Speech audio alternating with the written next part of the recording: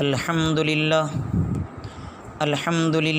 الذی ہدانا لہذا وما كنا لنہتدی لولا ان ہدانا اللہ ونشہد ان لا الہ الا اللہ ونشہد ان محمدا عبدہ ورسولہ قال اللہ تبارک وتعالی قل هل يستوي الذين يعلمون والذين لا يعلمون وقال النبی صلی اللہ علیہ وسلم طلب العلم فریضۃ علی کل مسلم ومسلمۃ او کما قال علیہ الصلاۃ والسلام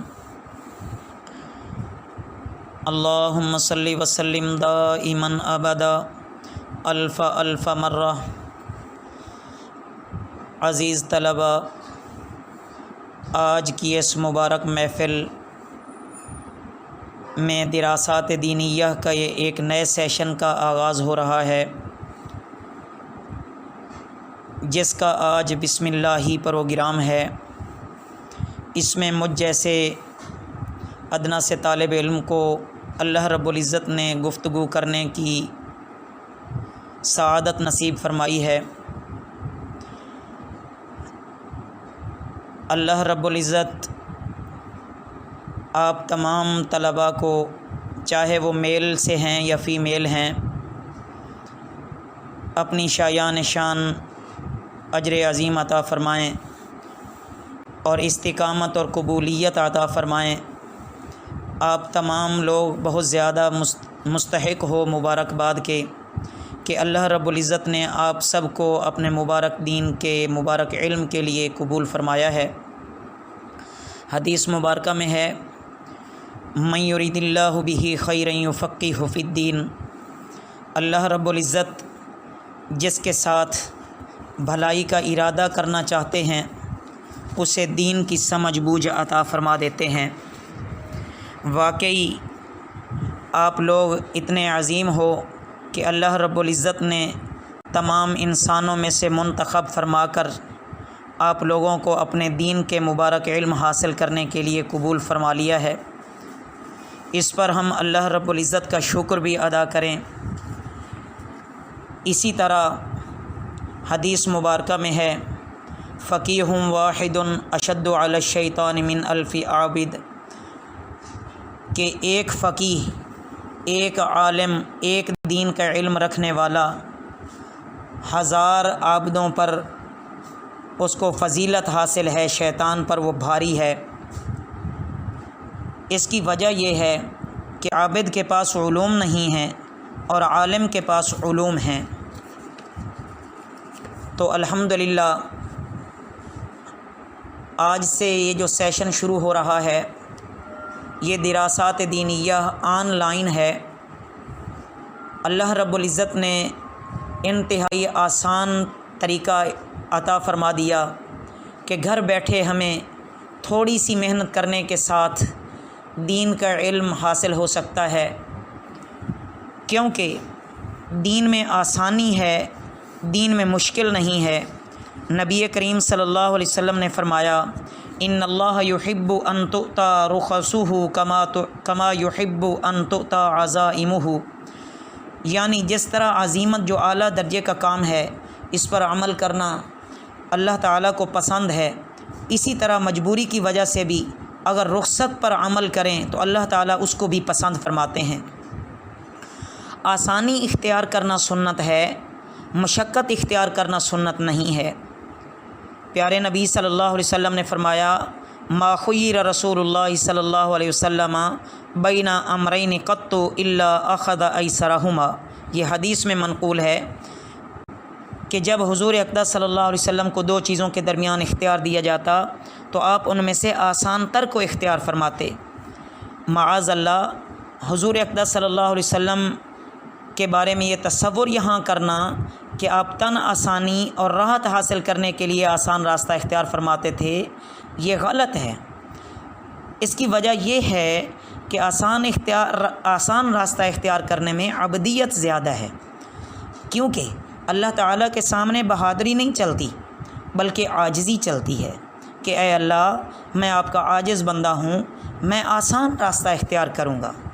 تو یہ ایک انتہائی آسان راستہ ہے، یہ انتہائی آسان راستہ ہے کہ ہم جو طریقہ کار ان حضرات نے، اللہ ان کی محنتوں کو قبول فرمائے اور اس سیشن کو قبولیت عطا فرمائے اور اپنی شایان شان دنیا آخرت میں عظیم اجر سے نوازیں۔ جیسے آسان طریقہ کار ان احباب نے بنایا ہے، آپ اس کے مطابق تمام لیکچر سنیں، اس میں استقامت اختیار کریں، اللہ سے مانگ کر کہ اللہ ہم سب کو استقامت نصیب فرمائے۔ لیکچر کو سنیں اور جو طریقہ کار ہے اس کے مطابق کلاس باقاعدگی سے لیں، باقاعدگی سے جو ان احباب نے آپ کو طریقہ کار بتایا ہوگا اس کے مطابق خود بھی شامل ہوں، مزید اپنے دوست احباب میں، گھر والوں کو، پروفیشنل لوگوں کو اس نصاب میں لائیں، اس سیشن میں لائیں تاکہ یہ سیشن زیادہ سے زیادہ نافع ہو۔ عزیز طلباء، میں کیا فضائل بیان کر سکتا ہوں جب خود قرآن پاک اور احادیث میں علم سیکھنے اور سکھانے والوں کے بہت کثرت سے فضائل وارد ہوئے ہیں۔ انتہائی اختصار کے ساتھ آپ کے سامنے احادیث کو مد نظر رکھتے ہوئے چند فضائل عرض کیے دیتا ہوں، اللہ قبول فرما لیں۔ کہ حدیث مبارکہ میں آیا ہے کہ علم کا صرف اللہ کے لیے سیکھنا، کہ اللہ ہم سے راضی ہو جائیں، اللہ کے خوف کے حکم میں ہے۔ اس کی تلاش کے لیے کہیں جانا، اس کو تلاش کرنا، اس کی طلب میں لگے رہنا، یہ ہر وقت کی عبادت ہے۔ کہ جیسے آپ کے پاس اسباق آئیں گے، آپ ہر وقت فکر میں رہیں کہ ہمیں ٹائم ملے ہم اس کو سنیں، اللہ پاک آپ کے فرصت کے لمحات کو قیمتی بنائے، آپ اس میں اسباق کو سنیں، اس کو یاد کرنے کی آپ کو فکر رہے، کیونکہ علم کو یاد کرنا یہ تسبیحات کرنے کے برابر ہے۔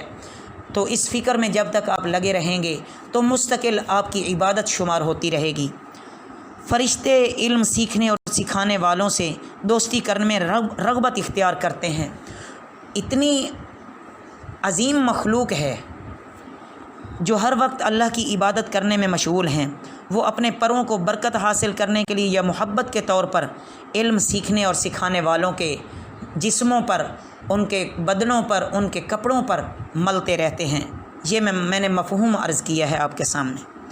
ہر تر اور خشک چیز دنیا کی ان لوگوں کے لیے اللہ سے مغفرت کی دعا کرتی ہے، حتیٰ کہ سمندر کی مچھلیاں، جنگل کے درندے، چوپائے اور زہریلے جانور بھی دعائے مغفرت کرتے رہتے ہیں۔ علم دلوں کی روشنی ہے، علم کے بغیر انسان اللہ کو بھی نہیں پہچان سکتا۔ چہ جائے کہ اپنی زندگی کو کیسے پہچانے، کہ میں شریعت کے مطابق کیسے زندگی گزار لوں، دنیا اور آخرت کی ہمیشہ کی کامیابی میں کیسے سمیٹ لوں۔ علم آنکھوں کا نور ہے، علم کی وجہ سے بندہ امت کے بہترین افراد تک پہنچ جاتا ہے، دنیا اور آخرت کے بلند مرتبوں کو حاصل کر لیتا ہے۔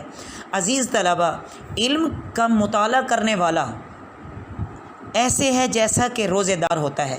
جب آپ کے سامنے لیکچر آئے گا تو آپ کے سامنے عبارت آئے گی، آپ اس کو پڑھیں گے، اس کو مطالعہ کہتے ہیں، تو اللہ آپ کو روزے داروں کے بقدر اجر عطا فرمائیں گے۔ اور پھر اس علم کو یاد کرنا تہجد کے برابر ہے۔ اسی سے حلال حرام کی پہچان ہوتی ہے۔ علم عمل کا امام ہے۔ علم کے علاوہ انسان عمل کیسے صحیح کرے گا؟ جب اس کو صحیح علم بھی نہیں ہوگا، وہ صحیح عمل کیسے کرے گا؟ عمل علم کے تابع ہے۔ تو عزیز طلباء، خوش بخت ہیں وہ لوگ جن کو اللہ اپنے مبارک دین کے علم کے لیے قبول فرماتے ہیں۔ تو جیسے علم حاصل کرنا مردوں پر فرض ہے، ایسے ہی عورتوں پر بھی فرض ہے، کیونکہ عورت اپنی ذات میں ایک نہیں بلکہ وہ ایک پورا خاندان ہے، وہ گھر کی ملکہ ہوتی ہے، وہ گھر کی ذمہ دار ہوتی ہے۔ جب ایک عورت اپنے گھر میں صحیح علم حاصل کر کے صحیح عمل کرنے والی ہوگی تو وہ اپنے ایک پورے خاندان کو صحیح علم پر لائے گی، اسلام کے مطابق زندگی گزرے گی۔ دنیا میں بھی انشاءاللہ سکون ہی سکون ہے، امن ہی امن ہے، خوشیاں ہی خوشیاں ہیں۔ آخرت کی تو ہمیشہ کی کامیابیاں ان کے مقدر میں اللہ لکھ ہی دیں گے۔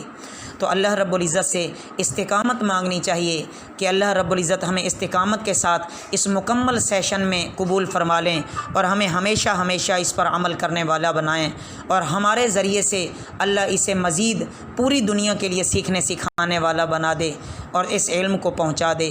وآخر دعوانا ان الحمد للہ رب العالمین۔